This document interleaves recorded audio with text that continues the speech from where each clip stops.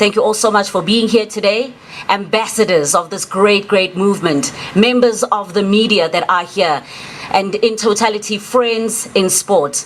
We've got so many important individuals that have joined us here this morning, some of whom you'll be hearing from a little bit later on out here on stage. So let me just say, in totality, all protocol observed, because each and every single one of you that are here are dignitaries this morning.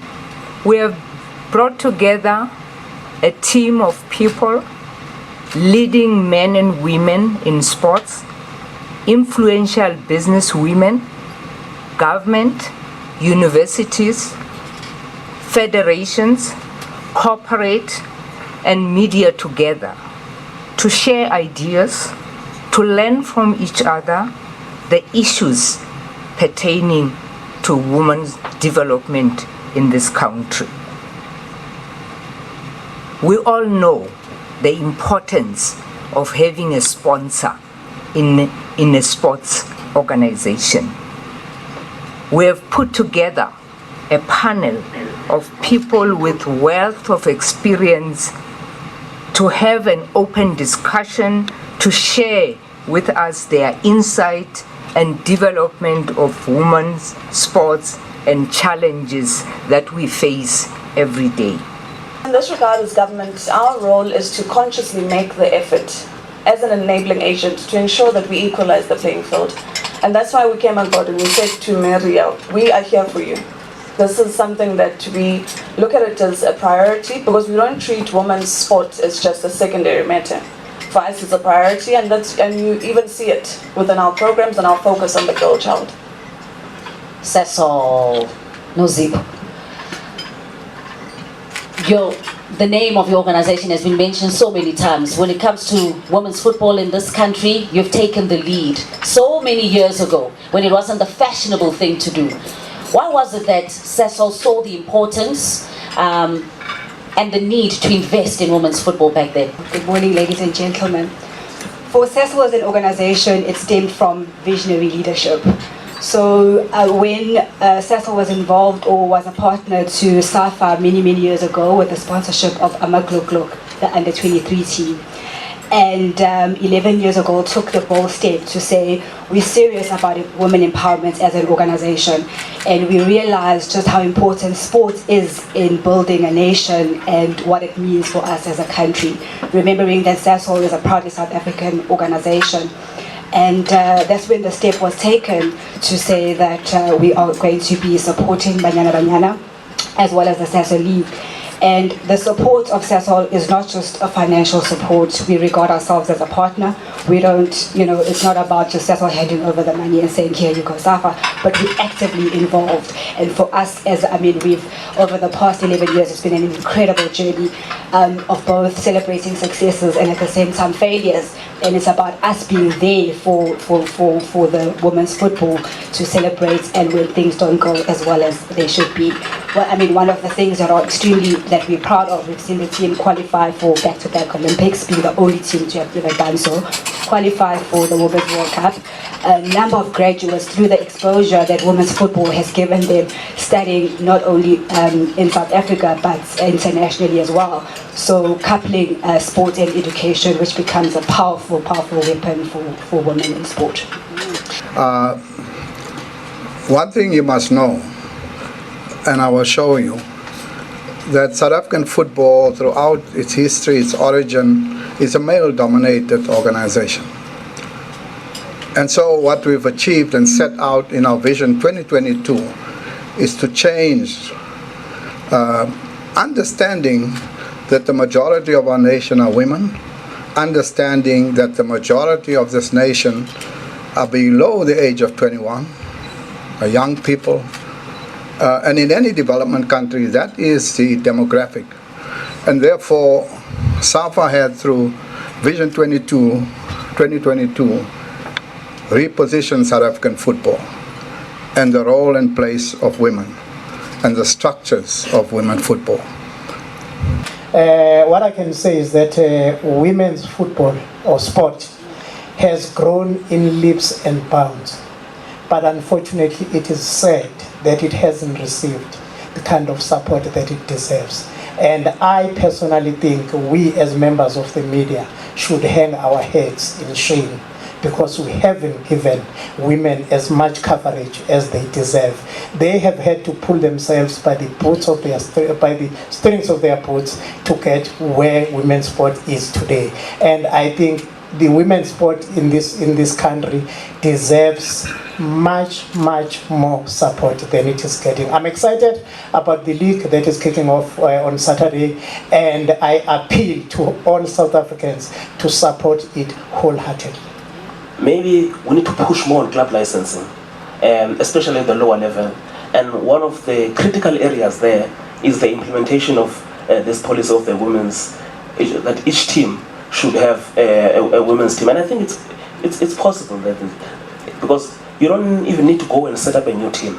You can even partner with a team in your region, because SASOL teams are provincial teams, and those are the same teams which are also operating in an ABC Mutsebe style as well. So I think going forward, it's important that we solidify that base so that we can have a stronger National Women's League.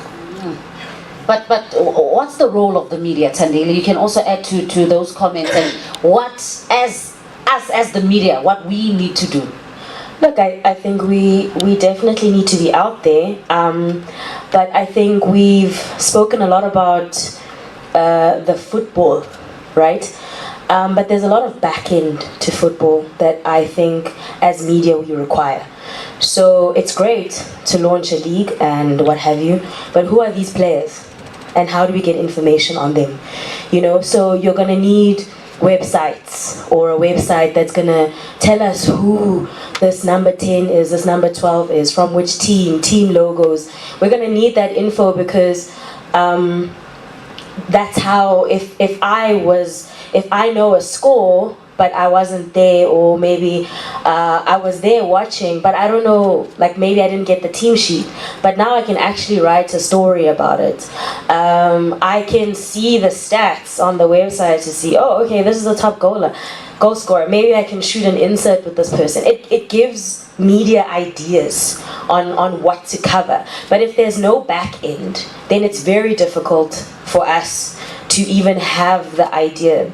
Today, of course, is very much part of a long journey that we've traveled to improve participation of women in football, to have structured competitions for women football, to train technical officials of women, referees, coaches, and then finally to close the gap between grassroots football, regional football, provincial football, and national football.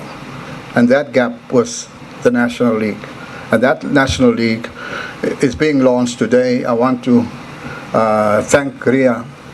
And now the man can see it was good that we appoint a woman as a vice president to deal with this issue in a focused manner.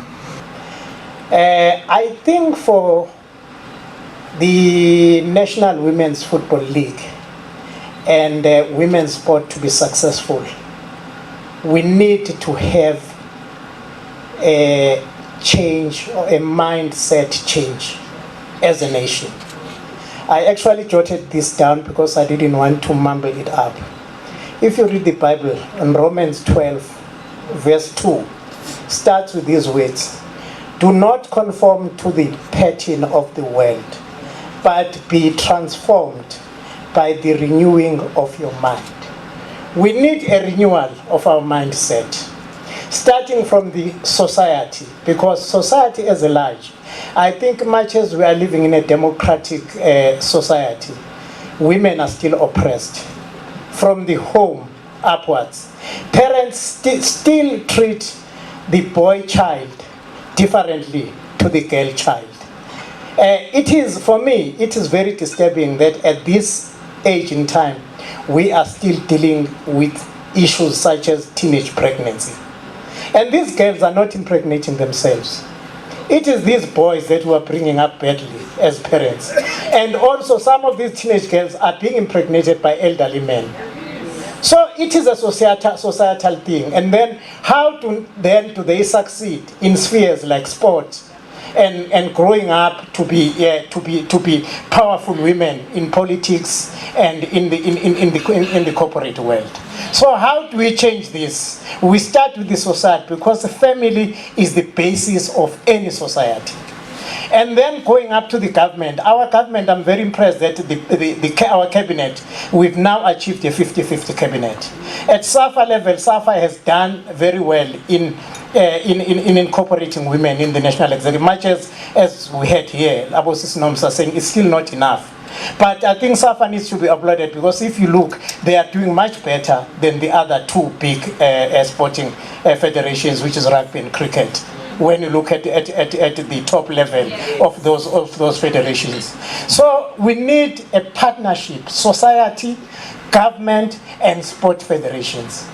And what I think needs to happen for women's sport in general to succeed, I think our government must implement a policy that I call an SEE, just like they did with the BEE, a sports equality enforcement policy. That will enforce equality in sport.